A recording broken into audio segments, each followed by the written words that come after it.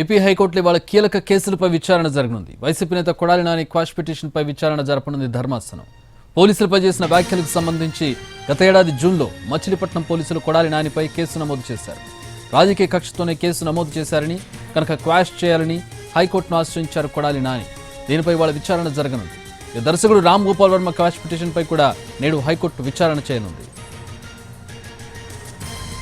MP Mithun Reddy ముందస్తు bail పిటిషన్పై కూడా హైకోర్టు విచారణ జరుపుంది. మద్యం కేసులో సిఐడి నమోదు చేసిన కేసులో ముందస్తు బెయిల్ ఇవ్వాలని హైకోర్టులో పిటిషన్ వేశారు మిథున్ రెడ్డి. రాజకీయ కక్ష సాధింపులో భాగంగానే తనని కేసులో ఇరికించారని చూస్తున్నారని పిటిషన్లో పేర్కొన్నారు మిథున్ రెడ్డి.